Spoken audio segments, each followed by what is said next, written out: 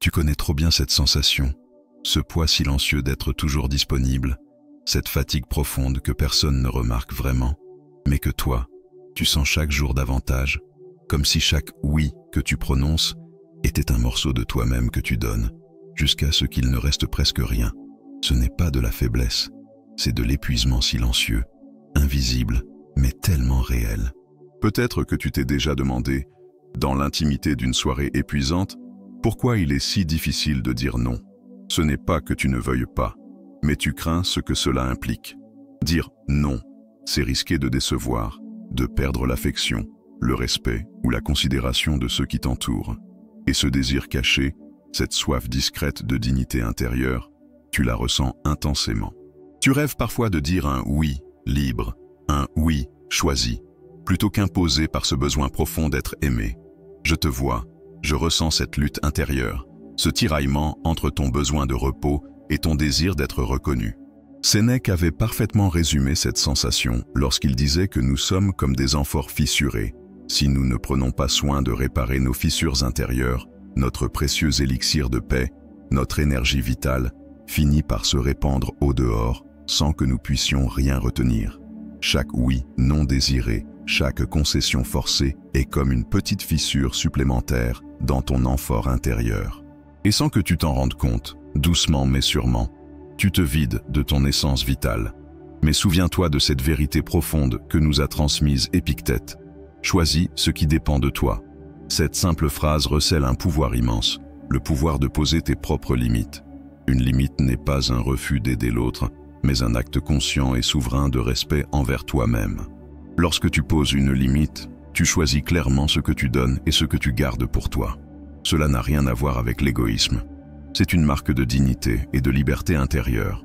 Peut-être que tu as appris à croire que ta valeur se mesure à ce que tu peux offrir aux autres, à ta capacité d'endurer, d'accepter, de tout prendre sur toi. Mais laisse-moi te dire doucement, fermement, ce n'est pas vrai. Ta valeur n'a jamais dépendu de combien tu donnes ou combien tu supportes en silence. Tu n'as jamais eu besoin de crier pour être entendu. Ton silence parle déjà de ta force intérieure. Il est temps de réaliser que tu as le droit et même le devoir de protéger ton espace intérieur. Comme une cité antique, ta paix intérieure mérite des murailles, des frontières claires qui disent « Voici ce que je peux offrir, et ceci, je le garde pour moi. » Et dans ces limites, paradoxalement, tu trouveras une véritable liberté. La liberté de choisir, la liberté de dire oui sans ressentiment, la liberté de te respecter profondément, même quand personne ne regarde. Je sais que ces mots touchent une blessure profonde, mais je ne suis pas là pour te juger. Je suis ici pour marcher à tes côtés et t'aider à voir que derrière chaque limite que tu poses, il y a un peu plus de force, un peu plus de dignité retrouvée. Ces 7 limites stoïciennes que nous allons découvrir ensemble ne sont pas des murs qui t'isolent des autres, mais des ponts vers ton véritable soi. Tu n'as pas été faible, tu as été humain. Et maintenant tu choisis. Choisis, dès aujourd'hui, ce que tu décides d'offrir au monde et ce que tu gardes pour protéger ton précieux équilibre. Car, rappelle-toi toujours, le silence n'est pas une fuite, le silence est une force. Il y a ce rôle que tu n'as jamais vraiment choisi, mais que tu portes depuis longtemps, celui du pilier, du soutien, du recours inépuisable pour tous ceux qui vacillent autour de toi. On t'appelle quand tout s'effondre, on te cherche quand il faut réparer, rassurer, absorber. Et toi, tu y vas sans réfléchir, par réflexe, parce que quelque part, on t'a appris, ou tu as cru devoir apprendre, que ton amour devait toujours s'exprimer par un don sans limite. Mais dans ce rôle de sauveur perpétuel, il y a une douleur sourde, une fatigue que personne ne voit, parce qu'elle est masquée par ton sourire rassurant, une solitude étrange, parce que tout le monde vient vers toi, mais personne ne te demande comment tu vas, toi. Et à force d'endosser cette cape invisible de héros, tu oublies que tu n'es pas inépuisable, tu n'es pas un réservoir sans fond. Et pourtant, tu hésites à dire non, parce que dans ton cœur, tu confonds ce mot avec l'idée d'abandonner. Comme si refuser une demande était une trahison, comme si poser une limite était un acte de rejet, et non un geste de préservation. Tu crois, peut-être inconsciemment, que ton silence est une preuve d'amour, que ton effacement est un devoir moral. Mais ce n'est pas de l'amour, c'est de l'oubli de soi. Les stoïciens ne t'auraient pas jugé pour cela. Ils auraient vu en toi cette âme généreuse, mais qui a oublié sa propre souveraineté. Sénèque t'aurait dit que ton premier devoir n'est pas envers les autres, mais envers toi-même. Car comment peux-tu continuer à donner si tu es vidé? Comment peux-tu être un phare si tu n'as plus d'énergie pour briller? La vraie force n'est pas dans le sacrifice constant, mais dans la lucidité de savoir quand il est temps de se préserver. Dire non, ce n'est pas rejeter, c'est choisir. Et il existe un art de dire non avec dignité, ce que les stoïciens appellent la raison appliquée. Une phrase courte, factuelle, polie. Pas de justification inutile, pas de culpabilité. Simplement une frontière posée. Je ne suis pas disponible pour cela. Je comprends ta demande, mais je ne peux pas m'engager. Ce sont des phrases qui paraissent simples, mais qui demandent du courage intérieur. Et ce courage, tu l'as déjà. Tu n'as pas besoin de devenir quelqu'un d'autre. Tu as seulement besoin de te souvenir que ta paix intérieure mérite d'être défendue. Imagine-toi comme un médecin. Un médecin ne continue pas un traitement quand il sait qu'il est nocif. Il prend du recul, il ajuste, il dit stop. Non pas par rejet du patient, mais par responsabilité.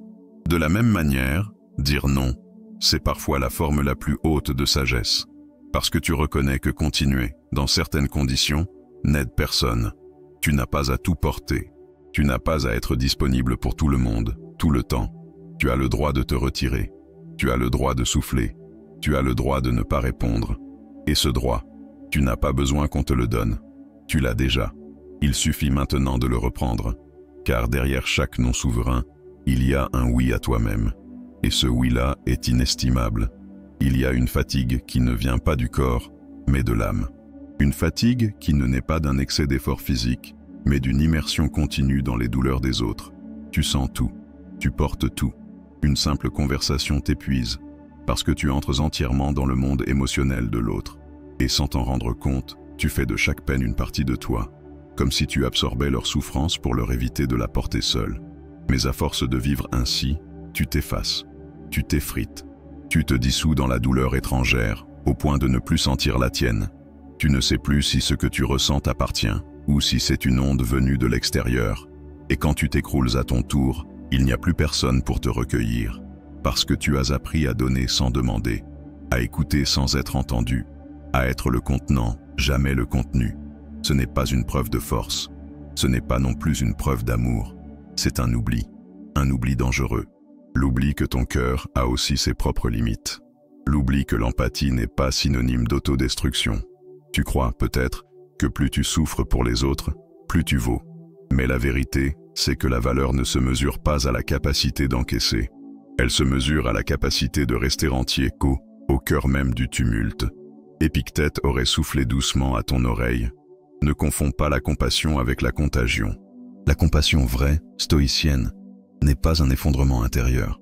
C'est un regard clair, une présence solide, un cœur ouvert mais protégé. C'est la main tendue, mais stable. Pas une main qui tremble parce qu'elle est déjà trop fatiguée. Visualise un bouclier mental, pas un mur froid, pas une fermeture. Un filtre, un espace qui permet à l'émotion d'entrer, mais sans te traverser de part en part. Comme un verre transparent qui laisse passer la lumière, sans jamais se briser sous le poids de l'eau. Tu peux écouter sans absorber. Tu peux être présent sans t'effondrer. Et cette capacité, elle se cultive. Elle ne naît pas du refus d'aimer, mais du choix de s'aimer aussi. Chaque fois que tu choisis de ne pas porter ce qui ne t'appartient pas, tu n'es pas égoïste.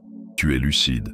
Chaque fois que tu dis intérieurement « cette douleur est la sienne, pas la mienne », tu n'abandonnes personne. Tu respectes ton espace. Tu n'as pas à tout ressentir pour être humain. Tu n'as pas à t'effacer pour prouver que tu tiens aux autres. Tu peux rester debout, même dans l'orage. Tu peux tendre la main sans te noyer. Et c'est cela, l'empathie réelle. Une force douce, un cœur lucide, un amour qui commence par ne plus se sacrifier. Parce que l'âme que tu préserves, c'est celle qui pourra vraiment aider. Il y a dans le silence de ton téléphone une sorte d'angoisse. Comme si, ne répondant pas tout de suite, tu trahissais quelque chose ou quelqu'un. Comme si dire non à une demande, ou simplement ne pas être joignable un instant, t'exposait à perdre ta valeur. Et alors, tu continues, tu réponds, tu t'adaptes, tu t'oublies, jusqu'à ne plus savoir ce que signifie vraiment être seul, avec soi-même, sans interruption, sans justification. Tu as été conditionné à croire que la disponibilité constante est une preuve d'amour, une preuve de loyauté, une preuve de fiabilité. Mais ce qu'on ne t'a pas dit, c'est que cette disponibilité permanente devient, avec le temps, une forme d'esclavage doux, une servitude déguisée. Tu n'as plus d'heure, tu n'as plus d'espace, tu n'as plus de sanctuaire. Et alors, le vase se vide, lentement, mais sûrement. Tu n'as plus de mots pour toi, plus de souffle pour t'écouter, plus de repos pour t'apaiser. Tu t'endors fatigué, tu te réveilles, épuisé, et tu continues. Parce que tu crois que c'est ça, être utile. Être bon, être aimé, Mais aimer, ce n'est pas s'oublier. Les stoïciens, auraient souri doucement. Ils auraient dit que le respect de soi commence par la gestion de son temps. Épictète, dans sa sagesse ferme mais tendre, aurait chuchoté « Celui qui ne garde rien pour lui ne peut rien offrir de vrai aux autres. » Ta disponibilité ne doit pas être une fuite de toi-même, mais un choix éclairé. Un choix où tu sais quand t'ouvrir et quand te replier. Et cela commence par des limites invisibles, mais réelles. Des créneaux inviolables dans ton agenda, non pas pour te retirer du monde, mais pour te retrouver. Des instants où tu n'es à personne, pas même à ceux que tu aimes, car ils ne t'aimeront pas moins si tu prends soin de toi. Au contraire, ils apprendront à respecter ce que tu respectes. Imagine un phare. Il éclaire la mer, guide les navires, rassure les passants. Mais il éteint sa lumière de temps en temps, pas parce qu'il cesse d'aimer, mais parce qu'il a besoin de réparer ses mécanismes, de vérifier ses fondations, de retrouver sa force. Et toi, tu es ce phare. Tu n'as pas à briller tout le temps pour mériter d'exister. Tu peux dire « Je ne suis pas disponible maintenant ». Tu peux dire « Je répondrai plus tard ». Tu peux dire « Ce moment est à moi ». Et en disant cela, tu ne rejettes personne. Tu te choisis. Et chaque fois que tu te choisis, tu montres aux autres que ton amour commence par la lucidité. Car l'âme disponible sans trêve finit par s'absenter d'elle-même. Et ce vide, personne ne peut le remplir à ta place. Il y a des jours où tu sens que tout le monde entre en toi comme dans une maison sans porte. Chacun y dépose son poids, ses peurs, ses colères, sans demander permission. Et toi, tu laisses faire. Par bonté, par habitude, par épuisement. Jusqu'à ce que ta propre voix se perde dans l'écho des autres. Jusqu'à ce que tu n'aies plus de pièces où te retrouver. Ce qu'on appelle vie intérieure devient un couloir traversé par trop de pas. Tu vis au milieu du bruit sans plus entendre ton propre silence. Tu accueilles tout, tu absorbes tout. Et dans ce mouvement constant vers l'extérieur, tu perds la clé de ta maison invisible. On t'a fait croire que poser des limites mentales était une forme de dureté. On t'a dit que t'ouvrir totalement, sans filtre, était la preuve suprême d'humanité. Mais il y a une différence essentielle entre la sensibilité et l'invasion, entre l'accueil et l'abandon de soi. Les stoïciens parlaient de la cité intérieure comme d'un sanctuaire, un lieu sacré, inviolable. Sénèque rappelait que celui qui ne garde pas son esprit à l'abri des autres finit par le perdre totalement. Ce n'est pas être égoïste que de fermer certaines portes. C'est protéger la structure fragile de ton être. Imagine une ville antique, bâtie avec soin, pierre par pierre. Ces murailles ne sont pas des barrières contre l'amour, mais des lignes de défense contre la dispersion. Elles permettent de penser, de méditer, de reconstruire. Sans ces murs, tout entre et tout se confond. Ta paix commence là, dans la décision consciente de ne pas tout laisser pénétrer. Dans ce souffle de 5 minutes, chaque jour où tu te recentres, tu t'assieds, tu fermes les yeux et tu visualises ton espace à toi, celui qui ne répond à aucune exigence extérieure, celui que personne ne peut prendre. Tu y traces un cercle et tu décides, ceci, je laisse entrer, ceci, je retiens. Ce simple exercice ne fera pas taire le monde, mais il renforcera ta citadelle. Il rendra ton cœur moins vulnérable aux tempêtes émotionnelles. Et tu verras, à force de revenir à toi, tu commenceras à sentir à nouveau ce calme que tu croyais perdu. Ce sentiment d'habiter pleinement ton corps, ton temps, ton souffle. Tu n'as pas été trop ouvert, Tu as oublié de construire. Et maintenant, tu reconstruis.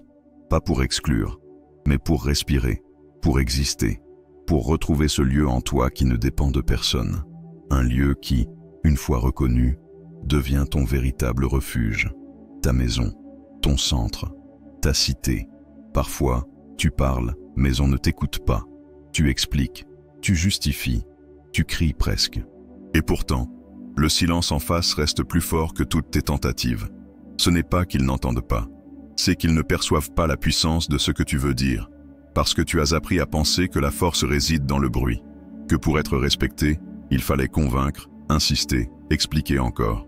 Mais il existe un autre langage, un langage silencieux, un langage qui impose sans forcer. Il y a des silences plus puissants que 1000 arguments, des retraits qui coupent court à la violence mieux que toute défense. Ce n'est pas fuir, c'est se retirer pour ne pas se diluer, c'est choisir de ne pas répondre, quand répondre reviendrait à se perdre dans l'absurde. C'est regarder, respirer et attendre que la poussière retombe. Sénèque écrivait que « Celui qui se retire gagne souvent plus de respect que celui qui se bat, parce que le silence, quand il est habité, devient territoire, parce qu'il montre que tu n'as pas besoin de l'autre pour te sentir en vie, pour te sentir juste. Le tumulte t'atteint, mais ne te définit pas. L'autre peut hurler, tu n'as pas à l'imiter. Visualise un volcan, majestueux, immobile. Il pourrait exploser, il en a la force, mais il choisit l'immobilité. Il accumule, il observe. Et quand il se tait, ce n'est pas par faiblesse, c'est par choix. C'est ce silence-là que tu apprends à incarner. Quand la tension monte, retiens-toi de réagir tout de suite. Compte intérieurement, respire profondément, regarde. Et dans cet intervalle, tu reprends le pouvoir. Parce que le vrai pouvoir ne réside pas dans le dernier mot, mais dans la dernière maîtrise. Ce n'est pas le ton qui impose le respect, c'est l'assise, la cohérence, la paix intérieure qui ne vacille pas au premier assaut. Tu n'as pas besoin de parler plus fort, tu as besoin de parler moins, mais plus juste. Tu n'as pas besoin d'être entendu par tous, tu as besoin d'être en accord avec toi. Ce langage-là, tu l'apprends en te taisant, en ne cherchant plus à convaincre, en laissant ton calme déranger, en devenant cette présence silencieuse qu'on ne peut ignorer, parce qu'elle ne mendie plus l'attention, elle impose le respect par sa seule stabilité. Le silence n'est pas une absence, c'est une déclaration, une affirmation invisible, un espace que tu occupes sans crier, mais que personne n'ose envahir. Ce silence-là, il ne s'apprend pas dans les cris, mais dans le retrait, dans l'observation, dans le choix souverain de ne plus te justifier, parce que tu sais, parce que tu sens, parce que tu es. Tu avances, souvent à bout de souffle, comme si tu devais toujours prouver que tu mérites ta place. Tu donnes, encore et encore, sans t'arrêter. Mais dans cette course, il manque quelque chose. Il manque un moment, un espace, un lieu où tu peux te retrouver, pas pour te juger, mais pour te revoir, pour te relire, pour t'accueillir. Ce rituel silencieux, beaucoup le méprisent. Ils le voient comme une perte de temps, une faiblesse, une parenthèse inutile dans un monde qui exige d'aller toujours plus vite. Pourtant, c'est dans ce moment suspendu que se reconstruit ta force, car ce n'est pas l'action continue qui fait la puissance, c'est la capacité de s'arrêter, de regarder, de comprendre. Les stoïciens le savaient. Marc Aurèle écrivait chaque soir, non pas pour briller, mais pour relier ce qu'il avait fait à ce qu'il voulait devenir. Parce que l'on ne devient pas sage par accumulation, on le devient par discernement, par lucidité, par ces quelques minutes de vérité avec soi. Toi aussi, tu peux t'offrir ce rituel. Prendre un stylo, un carnet, et noter, non pas tout ce que tu as accompli, mais tout ce que tu as oublié de toi. Où as-tu cédé sans le vouloir? Où as-tu dit oui alors que ton corps criait non? Où as-tu donné alors que tu étais déjà vidé? Et surtout, que peux-tu apprendre de cela sans te condamner? Sénèque dirait que l'âme a besoin d'aiguiser ses outils, comme le forgeron qui polit sa lame entre deux frappes. Sinon, elle s'émousse, elle se perd, et finit par ne plus couper que dans le vide. Réviser ses actes, ce n'est pas ruminer ses fautes, c'est se réaligner, c'est redresser le cap, c'est se souvenir que tu es en chemin, et que chaque détour peut nourrir ta direction. Tu n'as pas besoin d'être parfait, tu as besoin d'être vrai. Tu as besoin de regarder en face ce qui, en toi, réclame un peu plus d'attention, un peu plus de tendresse lucide, un peu plus de clarté. Alors, chaque soir, écris 3 choses, 3 oublis, 3 décalages entre ce que tu voulais incarner et ce que tu as vécu. Et pour chacun, une reformulation, une promesse douce. Pas demain, je serai meilleur. Mais demain, je veillerai à me respecter ici, petit à petit. Geste après geste, ce rituel devient ton ancrage, ton miroir fidèle, non pour t'accuser, mais pour t'éclairer. L'autorévision n'est pas un luxe, c'est une nécessité. C'est une manière de reprendre ton souffle, de te réapproprier ton histoire, et d'avancer, non plus en t'oubliant, mais en t'honorant, parce que tu le mérites, parce que tu le peux, parce que tu le choisis. Il y a des jours où tu sens que tu cours, mais sans vraiment t'avancer. Tu remplis ton agenda, tu enchaînes les réponses, tu coches des cases, mais à la fin, quelque chose en toi reste vide, comme si tu avais tout fait, sauf l'essentiel, comme si ton énergie s'était dispersée dans 1000 directions, sans jamais vraiment nourrir ce qui compte. Cette douleur-là est insidieuse. Ce n'est pas une blessure qui crie, c'est une fatigue sourde, une lassitude intérieure, celle de se sentir noyé sous l'urgence, sous le poids des demandes, sous l'illusion que tout est prioritaire. Et pourtant, tout ne l'est pas, tout ne peut pas l'être. Il y a des choses qui peuvent attendre, et d'autres qui ne devraient jamais être négligées. Les stoïciens le savaient. Sénèque écrivait « Occupez-vous des choses importantes, le reste est du bruit ». Il ne parlait pas de paresse. Il parlait de discernement, de cette capacité rare de choisir ce qui alimente ton être, plutôt que ce qui flatte ton image. Il parlait de cette discipline intérieure, hiérarchiser, clarifier, honorer ce qui a du sens. Aujourd'hui, beaucoup sacrifient l'essentiel sur l'autel de l'accessoire. Ils disent oui à tout. Ils se perdent dans des tâches qui n'élèvent pas. Ils s'épuisent dans des obligations vides. Et ils oublient leur fondation. Ce moment de silence le matin, ce regard à soi-même, ce projet qui attend depuis trop longtemps, cette relation précieuse qu'on remet à demain, ce corps qu'on néglige, cette paix qu'on repousse. Poser une limite ici, c'est oser dire « je choisis ma pierre angulaire ». C'est décider que tout ne mérite pas ton attention, que ton énergie est précieuse, et que ton temps, une fois donné, ne revient jamais. Alors chaque matin, avant de te disperser, demande-toi « quelle est la seule chose aujourd'hui qui, si elle est faite avec présence, donnera du sens à ma journée ?» Protège cette chose, défends-la, garde-lui une place sacrée. Imagine l'architecte. Il ne commence jamais par le toit, ni par les décorations. Il commence par les fondations, parce qu'il sait que sans elles, tout s'effondre. Toi aussi, construis ta journée comme un édifice, avec cohérence, avec intention, en posant chaque pierre à sa place. Et surtout, n'oublie pas, tu n'as pas besoin de prouver en multipliant les tâches. Tu n'as pas besoin de t'effacer dans les urgences des autres. Tu as besoin de respirer, de choisir, d'honorer ce qui fait battre ton cœur. Le reste est secondaire, parce que l'essentiel, ce n'est pas tout faire, c'est faire ce qui compte. Et ce qui compte, c'est toi. Quand on regarde ces 7 limites, on comprend qu'il ne s'agit pas de barrières pour s'isoler, mais de frontières pour se retrouver. Elles sont là pour te rappeler que donner n'est pas tout offrir, que la générosité ne doit jamais devenir une auto-abandon, et que dire non peut être l'acte le plus respectueux que tu puisses poser envers toi-même. Tu as porté beaucoup, trop peut-être. Tu as donné ton énergie, ton temps, ton écoute, tes épaules, ton silence. Tu as accepté, encaissé, attendu. Et parfois, tu t'es perdu, dans ce rôle de pilier invisible. Mais aujourd'hui, une autre voie s'ouvre, une voie stoïcienne. Une voie où la dignité ne passe pas par le sacrifice, mais par la clarté. Sénèque disait « Il n'est point de vent favorable pour qui ne sait où il va ». Ces limites que tu poses sont tes caps, tes orientations, tes choix souverains. Elles ne sont pas contre les autres. Elles sont pour toi, pour ton intégrité, pour ton repos, pour ta paix.